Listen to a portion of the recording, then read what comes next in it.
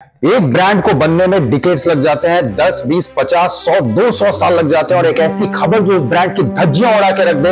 यही हुआ था 2003 में जब कैडबरी के डेयरी मिल्क चॉकलेट में कीड़े मिलने की खबर सामने आई थी।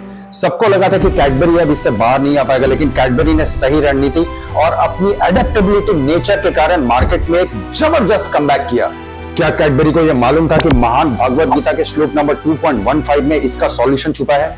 अमेज़न पर अवेलेबल किताब कुरुक्षेत्र के बोर्डरूम में भागवत गीता के हर श्लोक का बिजनेस मैनेजमेंट कॉन्सेप्ट समझाती है। क्या कैडबरी ने इसी कॉन्सेप्ट को उतारा और इसके ऊपर काम किया? चलिए देखते हैं। भागवत गीता के श्लोक नंबर 2.15 से हमें यह बिजनेस मैनेजमेंट लर्निंग दिखाई गई है और ये उसका प्रॉब्लम स्टेटमेंट है। पॉइंट बाय पॉइंट समझने की कोशिश करते हैं कि कैडबरी ने क्या किया। भागवत गीता के श्लोक नंबर 2.15 और कैडबरी की इस प्रॉब्लम का ये रहा प्रॉब्लम स्टेटमेंट और नीचे इसके बिजनेस मैनेजमेंट कॉन्सेप्ट्स हैं। क्या एग्जैक्टली इसे फॉलो किया, कैसे किया होगा?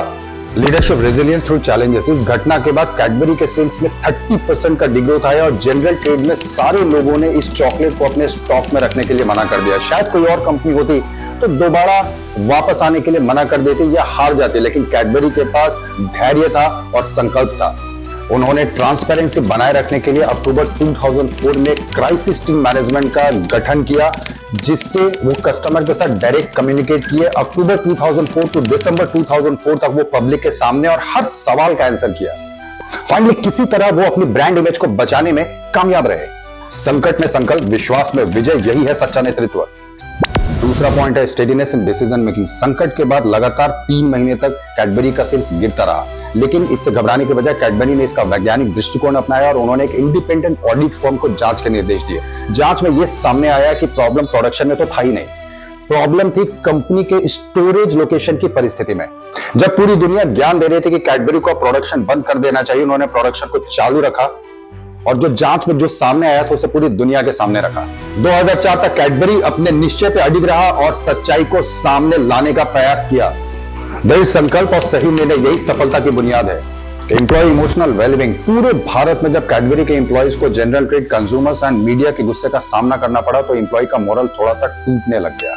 कई सारे लोगों ने कंपनी में गए और अपने इस्तीफे की मांग रखी। इसके बाद कैडबरी ने जनवरी 2004 से इंटरनल कम्युनिकेशन सेशन रखे और अपने एम्प्लॉय को ये ट्रेनिंग दी कि आपको प्रॉब्लम्स का जवाब कैसे देना है। इतना ही नहीं, उन्होंने अपने एम्प्लॉयज के लिए कई सारे मेंटल हेल्थ काउंसलिंग भी रखे ताकि उनका मनोबल रहे। उन्होंने ये दिखाया कि एक महान संगठन सिर्फ मुनाफे की परवाह नहीं करता है, बल्कि अपने एम्प्लॉय के वेलबींग की भी परवाह करता है। उन्होंने अपने कर्मचारियों को छोड़ा नहीं और उनके मनोबल बढ़ाने पर बहुत काम किया। संगठन वही महान जो अपने लोगों का रखे मान। Customer relation in business fluctuations. Customer का भरोसा ऑलमोस्ट टूटने सा लगा था और कंपटीशन इसका पूरा फायदा उठाने की कोशिश कर रहा था, लेकिन कैडबरी ने कस्टमर का विश्वास दोबारा जीतने के लिए ब्रांड बिल्डिंग कैंपेन चलाया। 2004 फेब में उन्होंने महानायक अमिताभ बच्चन को अपना ब्रांड एम्बेसडर बनाया और मार्च 2004 से उन्होंने विजय उत्सव नाम के ब्रांड कैंपेन की शुरुआत की। इसमें कैडबरी ने कंज्यूमर के साथ डायरेक्ट कम्युनिकेशन किया और क्वालिटी एश्योरेंस दी।